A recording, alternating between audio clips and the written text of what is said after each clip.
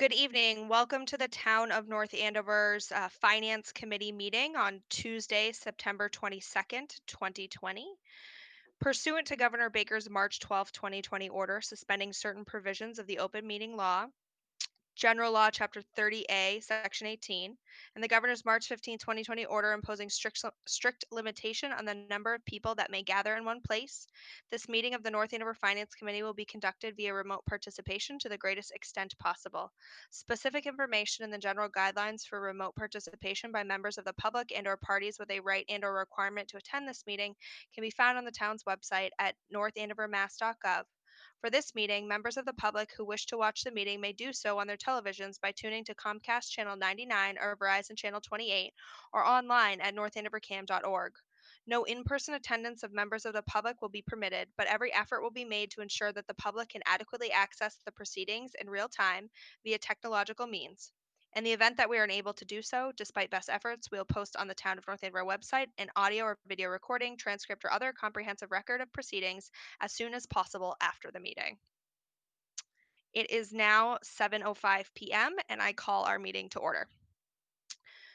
Welcome, everyone. It has been quite some time, and I am so excited to welcome our three new members of the Finance Committee, Donovan O'Connell, Dustin Silk, and Regina Keene. Welcome, everyone. Thanks for joining us this year. And just so the public knows, everyone's giving thumbs ups and applause, but we are all muted when we're not speaking. So I'd like to ask everyone to stand for the Pledge of Allegiance. I pledge allegiance to the flag of the United States of America and to the republic for which it stands, one nation, under God, indivisible, with liberty and justice for all. Great, thank you. I'll now take public comment. As of 5 minutes ago, I had not received any to my town email. This is Sasha Weinrich speaking.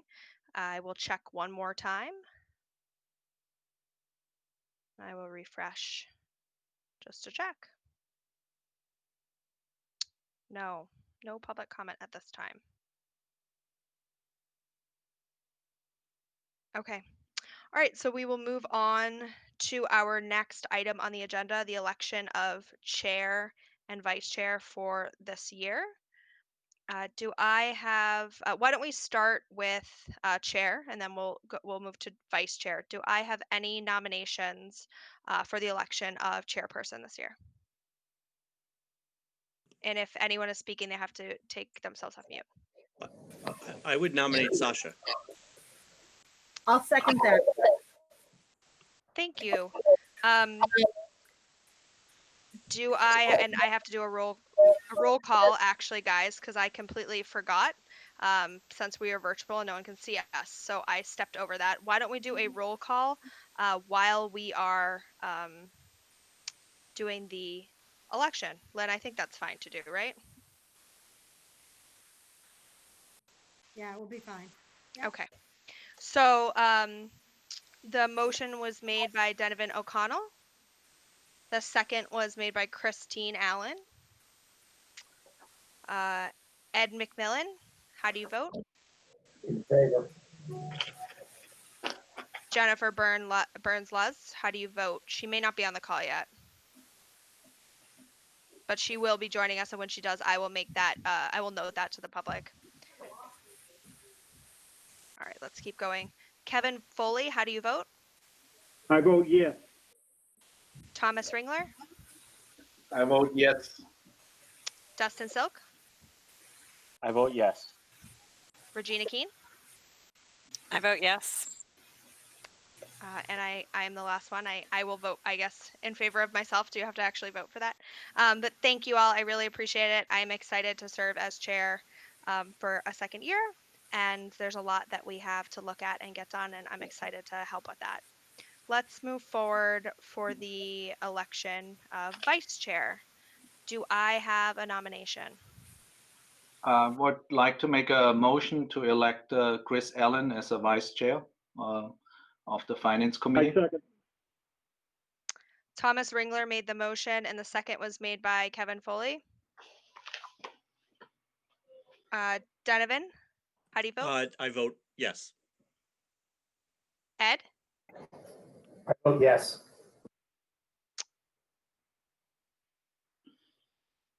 Dustin? I vote yes. Regina? I vote yes. Chris? All right, I'll vote yes. All right, it was unanimous. Chris, excited to have you as vice chair this year. Thank you. Thank you for the honor. We'll try to, I'll try to be a sword in your side there. We'll do our best. Thank you, everyone, for doing that, and excited to move forward. Let's move on to the next item on our agenda, the review of town revenues for FY21 to date. So I did send out Lynn's report, her quarterly kind of report. This is, or the budget status report. Lynn, do you want to review this with the Yeah, group? I'll That go. might be really helpful. Yeah, I'll go over it briefly. So this is, it's tough reporting the finances only through the second month of the year because there's not a whole lot of activity that's going on, especially since we were been shut down for COVID and things like that. But I know based on the situation that was in place because of COVID that I'm doing monthly reports so that everybody feels more comfortable that we're on target and that we're not going to be, strained in any way from not collecting revenues. So this report is through August 31st, and it's based, the property tax revenue collections are at 23.9, might as well be 24%, which is right in line with last year. I know that was a major concern when we were at town meeting getting ready to vote the budget for 2021, that we weren't going to meet our tax collections. But they are still in line with the same period last year. COVID doesn't seem to have affected the collection of taxes in any way. Motor vehicle excise tax is down a little bit. It's at 4.94%, which is about almost 3% below this same time last year.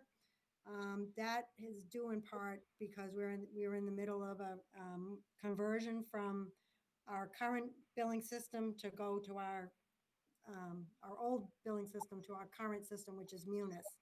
So we've been doing that in phases, and we put a hold on any payments coming in so that we had a clean cutoff for the month, and then moved in to the following month and had clean reports. So Well, you also couldn't pay online at that point, right? So there's probably a group of people that have to mail in their checks, so they could be behind. correct. So it was all basically being done manually. So people had to mail in their payments. They couldn't do them online for about a week. So it delayed the posting of receipts, which will pick back up in September. So when I report the quarterly numbers, we should be more on target. Okay. I'm not anticipating any type of delay or, or a decline in that collections. And I'll know a lot more come February, of course, when we do the commitment, the large commitment for the motor vehicle excise. So basically what we're collecting right now for motor vehicle excise is anything that wasn't collected last year's commitment. So it's typical for this time of year. So I don't see any issues with that. Um, one of the other big ones is meals tax, but we haven't gotten any collections for that because that's done on a quarterly basis. And we knew when we set the budget that because of COVID, the state wasn't going to be releasing meals tax until probably October. So we're not, I can't report on that number, whether we're going to be on target or not. So I'll have a better idea come October for that particular line item. But I Do you think, mind? go ahead. Sorry, do you mind clarifying that? So when you say you can't collect on it, could you just explain that for everyone else? Yeah, so meals tax is collected quarterly anyway, so it's every 3 months. So we wouldn't have seen any collections for this until probably October 1st. But the state has said because of COVID, they kind of delayed the previous quarter's collections. So they're going to we should start receiving something come middle of September to the end of September. So once I get the first collections, I will definitely report it out to the boards in the finance committee, just to let everybody know that either we were on target for our quarterly collections, or they're down due to COVID and people not going out to eat. But I think what we might potentially find is it might be a little decline, because I think a lot of people are doing takeout because they're trying to support the businesses in the restaurants. They might not be physically going to the locations to eat, but they're doing takeout, and you still have to pay the meals tax when you do takeout. So I'll have more Lit- information in October for that. Could you just remind us what the target was anticipated to receive? For collections on that, yep. Yeah. Let me look at my last year's. I have the report right here. Bear with me for 1 second. I got a link. Sorry. Nope, that's okay. So it's about $150,000, $154,000 a quarter. Okay. Okay. Ambulance collections, which is another large item, is slightly up by 3.3% for the same period last year, which we can all probably attribute that to COVID, because there's probably a lot of, unfortunately, ill individuals that have to be transported by ambulance because of COVID. So that has a small uptick in collections. Building inspections is at 13.67%, which is a little down from last year through the second month. But again, it's very difficult to do any types of projections or analyzing revenues for the first 2 months of the year. It's better to look at it on a quarterly basis, but I want to make sure that everybody knows that we do have some revenues that are up, some revenues that are slightly down, but overall the revenues are on target with collections compared to the same time last year. So it's a fluctuation in different categories across the board. So at this moment, and even looking into what I've collected so far through yesterday, we are on target, and actually real estate taxes are up slightly. Real estate collections of taxes are up from the same period last year by about 2 to 3%, which is good news, in my opinion, because we're all worried that it was going to be such a large decline and that people weren't going to be able to pay their property taxes. Expenses, of course, are excluding any types of encumbrances, are running at 20.73%, which is typical for this time of year, because we have a lot of, they're buying supplies to gear up for the summer, over the summer months and fall to get some of the work done, things like that. Water and sewer collections, water revenues are at 12.1% of the budget, with expenditures running in line at 16.42%.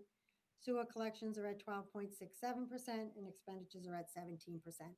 That's normal targets for operations at this time for the fiscal year. Moving on to the Stevens estate, that one, the collections are at 6.74%, which is down 9.7%, which again is expected. We haven't been able to have any events up there, and the events we've had have been extremely small because of the restrictions put in place for how many people you can have at an event. Looking at that and reviewing the bookings report of what is in place right now, I have some major concerns, even though we have COVID, and potentially after the first of the year, hopefully it will change, but we are going to deplete the retained earnings substantially, based on what I see of collections to date and what we have on bookings throughout the end of the fiscal year. So I'm looking at it potentially reducing it down to under $40,000 for retained earnings if it was to stay status quo. And the bookings report is using projections based on, events with 200 people. So that hasn't been reduced. So I'm not even giving worst case scenario on that. So I hope this information was helpful. I will be back to you guys again and have another report by about the 15th of October, which will get us through the first quarter, which will allow me to do some better projections, because I like to at least have 3 months worth of collections to really project out the balance of the year. But right now, I don't see any major issues. So Lynn, if I may, so are you seeing, also you don't, well, it seems like, everything is on track, but is there, you don't see any delays in payment? I could see the sewer and the water that people, might not pay on time. And is it, increasing to, compared to his history? I'm just trying to find any signs that COVID is going to hit us eventually. I know on the school side we have these additional expenses, but is COVID-19 really passing North Andover and zero impact? I still cannot believe it. I'm hoping that's the case, but I still have a hard time to believe it.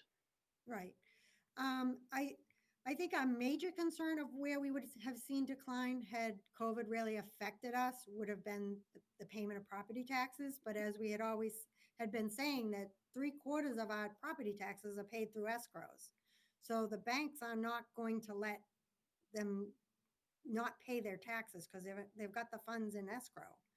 Um, Melissa and I have both said that we feel where we're going to be affected by this is in 2022 and maybe 2023, because you're going to find that if COVID is affecting anything within town, is going to be based on the properties and the businesses going out, people maybe going out of business, or apartments and things like that. The values of things going down, our values might change, which in turn will change our property taxes.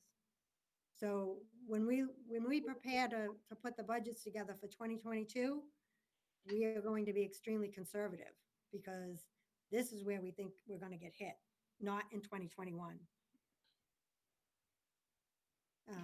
State aid is level funded, which is the way we budgeted, because that's the way we always budget. We budget level funded from the previous year's actuals.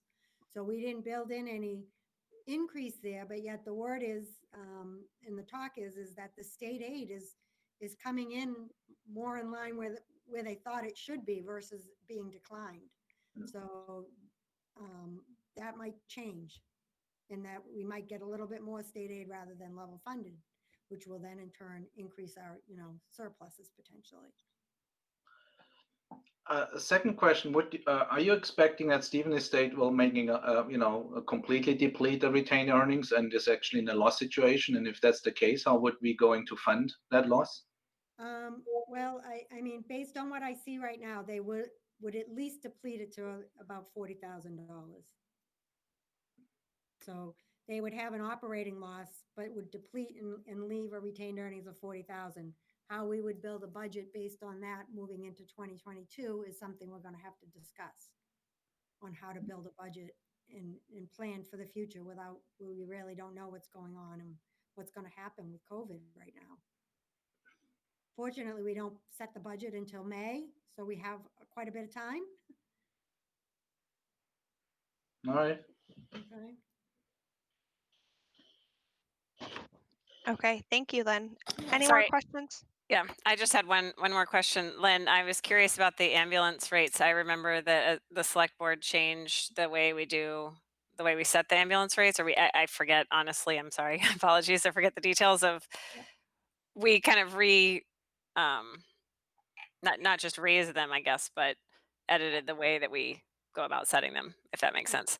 Well, they And revisit them every year. And I know that the fire chief and the deputy were supposed to go in front of the board. I'm not sure if they have already, or if they're planning on the next meeting to request a change in the rates to meet what our surrounding communities are charging, basically.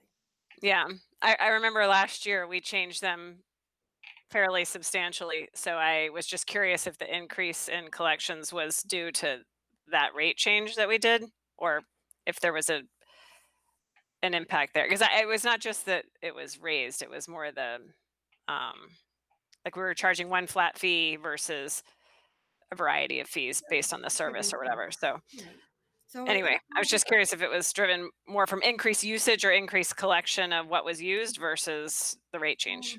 It could be a combination of both, Regina, because if the rate changes would only affect the different services depending on, if we might have, where if we change the rates and we change it in different steps and different levels based on the service, it's hard for me to tell because it's not apples to apples.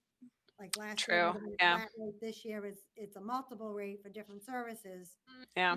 I could probably have the ambulance. No, you don't need to go about into it. who Just can do an curious if you knew. analysis, but we'll know more so towards the end of the year. I mean, Yeah. because we didn't raise the budget anyway between the Right. 2 fiscal years, so Okay. No, not necessary. I was just curious if yeah. because of the structure change, if that was the I do reason. But know that they are looking to raise the rates again because the rates have gone up substantially in surrounding communities. yeah. Okay. Okay. Great, thank you. Yep. Any more questions? All right, let's move on. Lynn, do you mind moving on to our next agenda item, which is reviewing the CARES Act spending? Sure. Okay, so I've actually, this has been my work all day because I've been trying to put together the backup for the first allotment of money that we got for 2020. We have a reporting requirement for this Friday, so it's quite detailed. So for FY20, they awarded us 592,000 and some change based on the estimates that we submitted at $850,000. So they looked at that as basically a percentage of what they would cover that FEMA wouldn't reimburse us for. So we got $592,000. Of that $592,000, we have spent $260,684. That means we have actually issued the payments for services or product that we've received. That was 191,000 for the town and 68,000 for the school.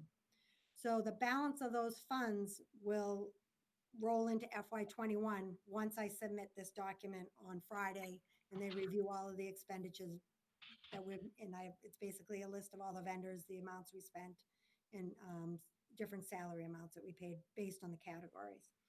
So for FY21, we have already spent $857,057. That's over and above the 260 that we spent for FY20. That's broken down by 823,000 for the school, and the town only has 33,000. So now the shift is the school wasn't prepared in 2020 to know what they needed because they didn't have any direction of how they were going to proceed for the school year. Whereas the town, we knew that we needed to get all of the town offices and everything all set. So the town used most of the 2020 money. 2021 is going to be the school. Okay. So along with the 800,000 that the school has spent already, they've also got 285,000 in purchase orders sitting. Now, this was as of last Friday. Since then, I mean, it's a moving target every day. In total, between FY20 and 21, we've spent $1.4 million out of the 2.7. So we still have to submit to FEMA.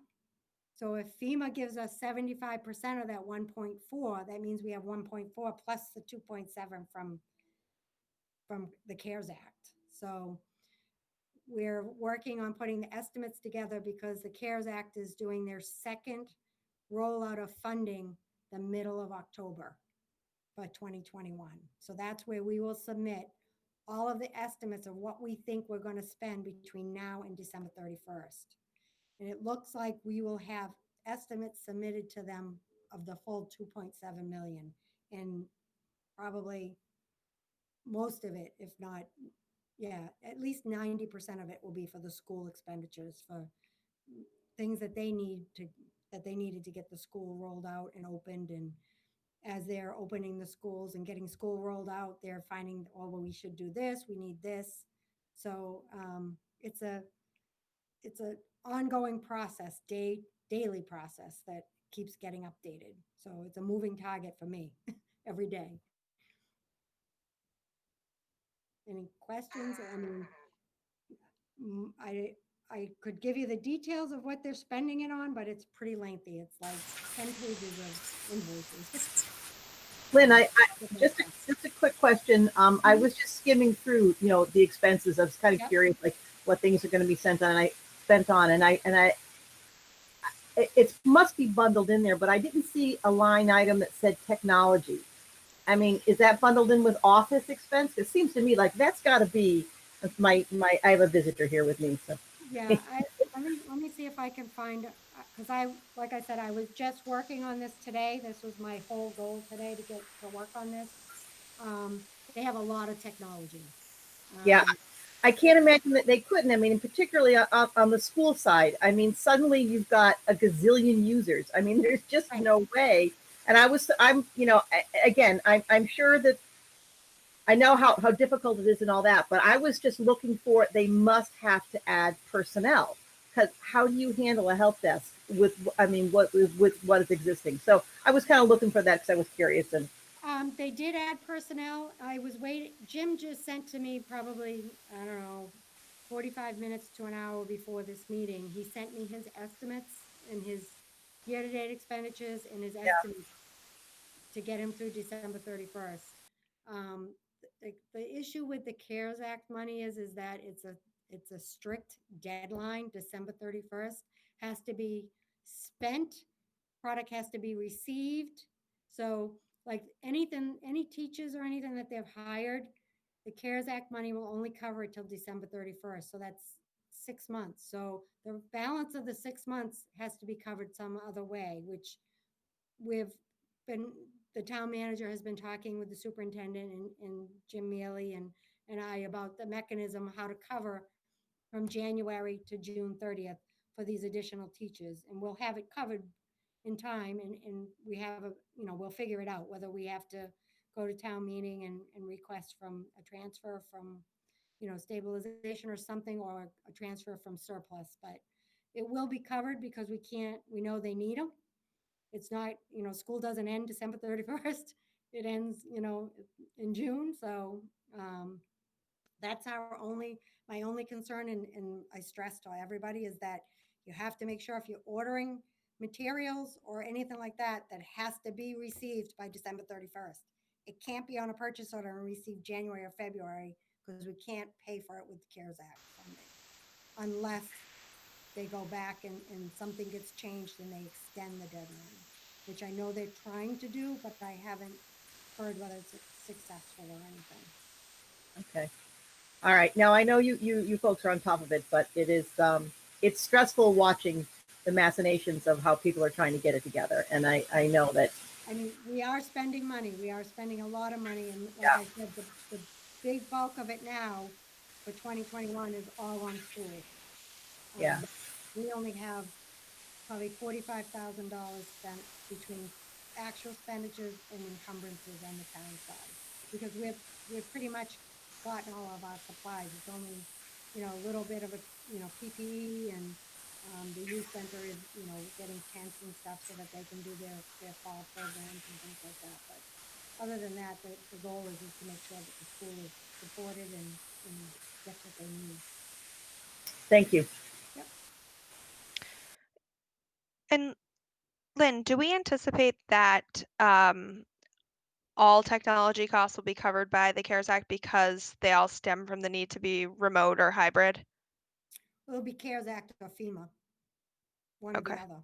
Okay. So the struggle I have is that I've got, I'm recording everything in one fund, and then we've got the bucket of money from the CARES Act. So I have to report to the CARES Act what we've spent out of that big bundle of that's sitting in, all the expenditures sitting in the FEMA account. But then I also have to turn around and submit all of that as well to FEMA in a different format. And FEMA has a different deadline and a different cutoff date, and different categories than what CARES Act has. So CARES Act has some very tight categories that I struggle trying to figure out where things go, whereas Okay. FEMA will be a lot more detailed. And And so we would exhaust FEMA first and then yes, and so the way it works is everything that I've spent will be submitted to FEMA regardless. They'll decline some, they might accept it all. If they reimburse us 75% of every penny we spend, then the CARES Act will pay the 25%, the difference. Mhm. So we could spend, I'm just pulling a number, $3.5 million. I submitted to FEMA, we get 75% of that. CARES Act funding will give us 25% of that. And Great. anything over and above that, we would have to refund to them, but that's a lot of money. I mean, once we've got all the supplies for the school and all the computers and all the, any other equipment that's needed, I think there's nothing else that they need unless something breaks down, like a computer breaks down or things like that. I mean, once we supply it all, I think they should be all set. Including technology infrastructure. Mm-hmm. Yep. I mean, there is a lot of technology, trust me. And when tomorrow I can forward to you, Sasha, that you can share with the rest of the committee, the breakdown of the different categories now that I've coded it. Okay. I've had to go through in my Excel spreadsheet and code every invoice to determine what category it is. And one of the categories is IT and infrastructure. So it'll be subtotaled by category. Okay. Thank you. Regina, did you have a question? Yeah, my point was just going to be the differentiation between infrastructure and supplies, because yes, you could say there's X number of students, and so you need to buy X number of Chromebooks, and once that's done, it's done, and that's a set expense. Versus the infrastructure feels like it's still not determined what we might need because something is not working, whether it's overall town infrastructure, whatever. I don't know. I know, I understand they're working on that, but that feels like the unknown at this point, and that could be, a substantial amount of money. I could guess. Right. And is it the infrastructure of the town, or is it the services that we're using in their infrastructure? Well, that's the question. Right. So that's the concern, and who ends up paying for that? You know what I'm saying? If it's not us and it's the services we're using, do we go to a different service or? Right. Yeah, I don't know. It's way above me. I don't know much about IT and the infrastructure and what goes into it. But I know they are working on it. No, I know they are understood. But I think that is something that we should be aware of because it would be helpful. And I think, there's some parents on this committee or we see some of those comments from other parents, is there an infrastructure problem and do we have the money to fix it? It'd be helpful if we can, understand what the problem is, one, but then two, is there the funds available to fix it? That is not something we make decisions on, but to have that information is helpful. Yep. Okay. Any other questions? I don't have any. Anyone else on the committee have questions for Lynn? Lynn, that was really helpful. Thank you. That detail of the spreadsheet was great. Yeah, and I'll update you guys, on a regular basis, like I do with the board and Melissa and, the school superintendent and things like that. So I've been in constant contact with Jim Mealy as well to update him on revenues and things like that so that we're all on the same page. Okay. Thank you. You're welcome. All right. I think Lynn, feel free to jump off, but actually we are going to talk about the Stevens estate. I don't know if we'll have any specific questions. Feel free to hang on if you want, or if you want to go. I'm sure it's a late night. Feel free. Jen. No, I'll stay on for a while. Okay. Jen Burns-Laws just joined us. I believe she is still here. Yes. Yes. Sorry, I'm late, everybody. No problem. Hey, Jen, how are you? Good. How are you? Good. And welcome to the new folks. Sorry, I wasn't here for the official welcome. We are very excited to have everyone, that's for sure. So the next piece of our agenda is just a brief update on the Stevens Estate Long-Term Advisory Committee. So Jen, we are lucky to have as our liaison for that committee, as the Finance Committee member sitting on that board. So Jen, do you mind giving us an update on how things are going and any other pertinent information that we would need? Sure. So the Stevens Estate Long-Term Advisory Committee wrapped up this summer and made our final recommendation to the Board of Selectmen. I think it was in either late July or early August. And where the committee landed was a recommendation that the town find a partner, a nonprofit partner to help run the estate in a manner that would help facilitate many of the goals and shared values that we heard from all of the public comments, such as preserving the estate building itself, preserving the open space, and potentially trying to use the estate more for additional sort of activities for people in the town to access, just sort of I think a lot of the themes we were hearing was make it a little bit more like the Stevens Coolidge place, where the public is more invited onto the estate to do these programs. The final report was written, I think it should be publicly available at this point, and was provided to the Board of Selectmen. I think Regina's probably seen it. Essentially, where we thought that the trustees of reservation seemed like a very strong candidate for that. And we recommended that the town and the Board of Selectmen look more into partnering with them. So that process wrapped up this summer. Our report's available. I would say that the one thing that is worth updating this board about is that towards the end of our process, we received some public comments which suggested a concern over the financial record keeping and housekeeping at the estate. I've seen some information from the town manager that suggests that the concerns reflected a lack of understanding of how the town accounting works, and how funds sort of move from one account to another within the town, rather than an actual problem with the financials. So at this point, based on the information I've seen, I don't think that there's really a there. But there, that concern was raised, and I've looked into it. If anything else around that comes up, I'll certainly report back to the board. But at this point, it just suggested, like I said, a lack of understanding of how an enterprise fund actually mechanically works. Okay, thank you. That was really helpful. I'm, very appreciative. I think the Finance Committee is very appreciative of your time, Jen, serving on that committee.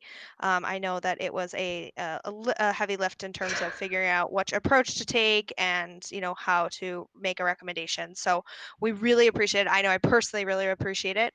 And thank you for updating us on the other matter, just that some questions came up in public comment. And again, if there's anything else that you feel like, or any other member of the committee feels like we need to discuss regarding the Stevens estate, we certainly can do that. We will continue to have an update on a monthly basis from Lynn, just like we did. That includes the Stevens estate. And we will continue, obviously, to monitor how that is looking through Lynn. And if anyone is especially keen on following it, they can obviously also tune into the meetings for the trustees of Osgood Hill, or what, the relevant name. I believe that is the appropriate name at this point. So the different board than what Jen served on, right? That's right. I think it's the trustees of Osgood Hill that advises on oversight for the Stevens estate. Jen, I would only, I'm wondering, so what is the timeline now? So I think it took now almost a year, maybe longer, to come up with a report that basically says what we always said along: the town cannot manage, such kind of facility. Basically confirming what the Board of Selectmen, and women said 2 years ago. And then I understand it didn't go far in town meeting, and I'm not, don't want to debate that. So now what are we on a timeline to this? I would almost say a turnaround. Are we talking here now 1, 5, 10 years? I'm not sure. I don't know the answer to that because I'm not one of the role of the committee was to make the recommendation and then present it to the select board. And then they sort of have the power and the authority to make the decision about the next steps. I sort of had a similar concern as the process unfolded, sort of in COVID times. There was obviously a real financial impact on the estate because their main way of making money was not viable for a very long time. I understand that they've since started hosting some smaller events again, but they really were shut down for a significant period of time, which meant that their already dwindling reserves were going even lower. And so I think the town manager, I think I have this right. I think the town manager suggested we pause when COVID first hit to wait and see how things shook out. But then the committee came back together sort of at the beginning of the summer and really accelerated the final stages of putting our report together and making our recommendation, just because there was a concern that financially this was going to very quickly become not a viable enterprise fund. And so, I thought, and I pushed very hard for the report and the recommendation to be made and to be made quickly so that this turnaround could happen. But part of our recommendation was also that whatever the select board do, that it be presented again at town meeting or be presented again to the public so that this process can sort of play out. We thought part of our mandate from the board was to engage the public in terms of gathering feedback, and we thought that that was important to continue on. But my understanding, and the last I've seen, is that I think the town manager received a legal opinion that was just recently posted about who gets to make the decision about what happens with the estate. And since that came through, I just don't know what the board is thinking in terms of timeline. So I don't know what the answer is. I think when we were speaking to various parties that were interested in partnering with the estate, I think there was real firm interest. And so I think that if it was a nonprofit partner, I think there's an opportunity for that to move a lot quicker than if the board decided to sort of go against our recommendation and instead partner with a for-profit sort of catering, like the Elegant Banquets that the town rejected. Something like that would be much harder and longer term to pull off in the current economic environment. But that said, it's sort of out of the committee's hands, and I don't know what the latest thinking is. So my concern, and everybody knows my position, that I was always a supporter of what the select board wanted to achieve a while ago. So I'm probably completely biased, but not only have I a concern that the operating loss is weakening the town. Also, when you walk around, I mean, the estate, you can see already from the outside, things need to be fixed. And the longer you wait, the worse it gets. And eventually we might actually find a solution that somebody takes the operating loss away from us, which I'm hoping, but at the same time request in our town, spend a couple of $1 million to fix that place, because the roof is collapsing and the foundation is, water is coming in and.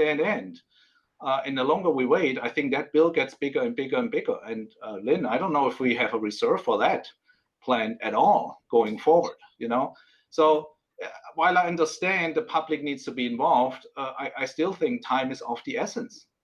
Well, and I think, Thomas, just to kind of circle on this, the long-term advisory committee, and Jen, I'm not trying to put words in your mouth or the committees, but felt that way. They did their best to expedite their report and their recommendation. Now at this point, their role is no longer, right? So now it is in the hands of policy making boards. Question for Jen regarding the recommendation to look at a nonprofit. Was there any analysis done or information obtained from potential nonprofits as to the size of endowment that they would require if they were to take it? Because I foresee that being the challenge. I'm just curious if we have in the back of our minds a sum of money that we would have to somehow come up with. Yeah, so that's a great question, Regina. So we met with several nonprofits, and sort of as we started through our process, we considered what nonprofits would really be viable because it is a significant commitment. And we were very honest with the folks that we talked to that the town just didn't have that sort of an endowment. And that actually kept a fair number of nonprofits off the list of potential partners. And so it really came down to, surprisingly, few, like the Trustees of Reservation, the Mass Audubon Society was another. There's a historic preservation nonprofit. The name's escaping me right now. But I think that those nonprofits that were interested were, or that we were talking to were interested and didn't have an endowment requirement, particularly the Trustees of Reservation. They were, sort of very interested in the property. They felt it complemented what they have, and they already have really significant endowments themselves. It was a mixed bag on whether or not the nonprofits would themselves pay for all of the capital improvements. And so, there was some we also discussed on the committee whether or not there were different sources of funding that the town could pull on to potentially help with that, like things like CPC, other sources like that. So there was some creativity put into it, but there is still a financial issue there. There's some big questions there about the state of the building itself and the capital improvements that are needed and how that gets funded. Thomas, just to interject a little bit, I watched the selectmen's the select board's meeting where Jim LaFawn presented to them about the Stevens Estate, and the result of it is of course an RFP has to be developed. I mean, so when you're talking about how much time it will take, that unfortunately is the only way the town can function to actually get bids in to find a nonprofit like Jim's talking about. And so that has to be put together. I mean, Lori Burzloff was probably going to head that off, but not just her. Also, they were looking for members from the long-term planning committee, probably Jim himself, to actually participate in putting together an RFP. So I think that that's where they are right now. I honestly don't remember whether they took a vote on it, but I know they were all very amenable to the suggestions of the committee. I'm very pleased with the results. But as far as timeline, I mean, sadly, as Regina knows, nothing like that goes quickly. There just isn't. They have to go through that process. So it's too bad. But again, I agree with you. That's the problem with the town owning a piece of property like that. It takes such a long time to do all the things that need to happen with the building. So next step, RFP. And I don't believe that has been put together yet or presented, but that's where they are. That's where they are right now. I don't know if that helps you out a lot with the timeline. No, it doesn't. This estate is a liability, and it drains the town eventually. And it's almost, I understand it takes time end, but it's kind of unfair because everybody says, well, if it takes us 10 years, the town will pick up the tab eventually. I don't think everybody says that. I'll tell you that. We socialize those losses, and that's the unfair part. And somebody else will suffer in town if in 5 years we don't have a solution. I'm hoping we'll get a solution, and I think we'll have the right start. I'm just raising my voice. If that's a company, that would be a big, huge, fat liability on the balance sheet. All right. Any other comments about the Stevens Estate, or can we move on to old business? Sorry, I have one more question. Could we maybe hear from Lynn as to the steps or what would happen if we do get to a complete depletion of the enterprise fund? I mean, as I understand, an enterprise fund can't stay with no money, right? So what happens? I mean, then does all of a sudden does that fund close and then we turn to paying salaries and other things out of the general fund? Or can you just elaborate a bit on what happens when we do get to a zero? If the Stevens estate cannot support itself, it has to be supplemented with general fund money. Yes, the DOR will not allow the town to run it at a deficit. It would have to do a transfer from general fund to cover it, whether it's from stabilization funds or somewhere. Yep. Because we can't set our tax rate with a fund that has a deficit.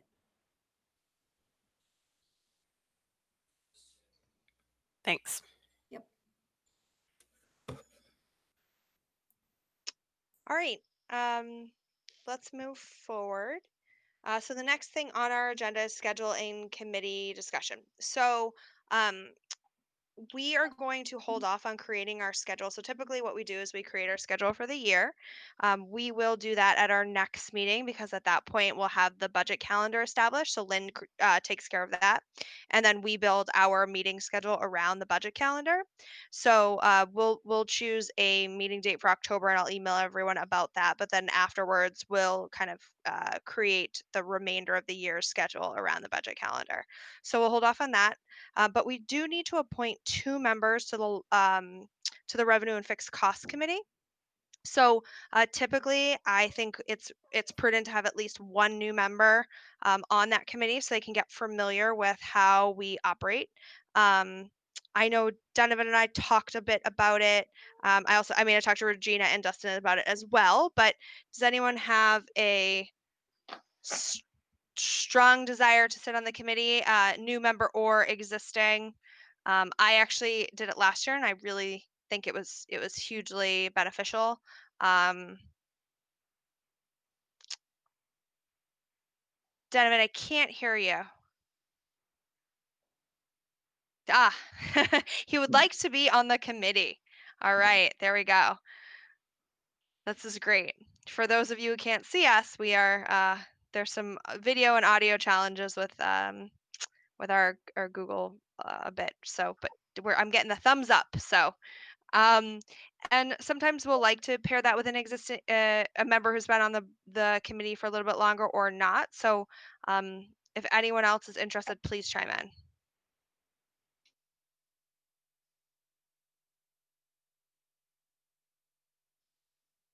All right. If No, I'm not chiming in. I'm just saying whoever's not here, that's how you get to appoint them, Sasha. If they're not in the meeting, you know how that works. I do. So how about this for now? I will take that second spot. This is Sasha speaking. I'll take that second spot unless someone else, ponders it or asks some questions and wants to sit on that committee, and then we can switch out. How's that? Does that work for everyone? Okay. Yep. Perfect. All right, so we're moving on. Any old business to discuss?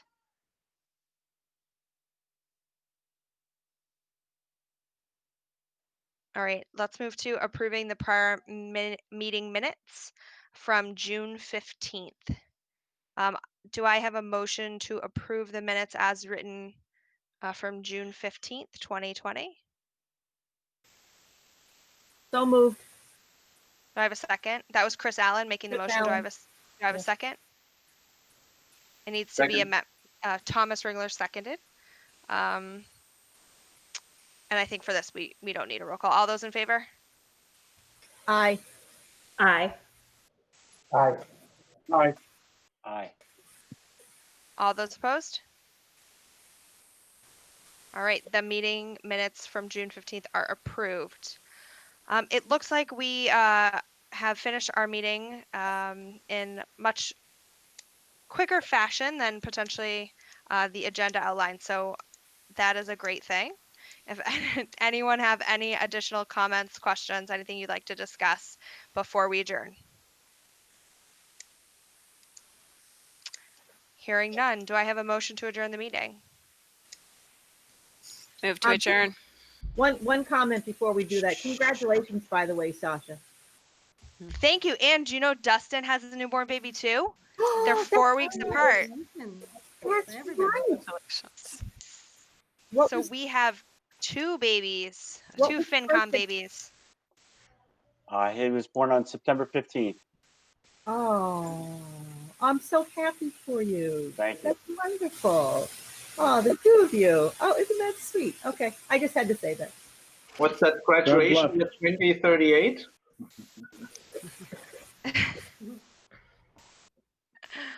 Oh A goodness. long time. That's some good math real quick there. Yeah. Scary. All right, now we'll do a motion to adjourn. I will submit a motion to adjourn. This is Chris. Second. Chris moves to adjourn the meeting. Thomas Ringler seconds. All those in favor? Aye. Anyone opposed? Thank you all for the meeting. I greatly appreciate it. If you need anything, please don't hesitate to reach out, and I will certainly get us a meeting on the calendar for October, and that will go out on a calendar invite from Jillian. We'll go from there. Awesome. Great. Thanks. Thanks, everyone. Thank you. Thank Bye. you.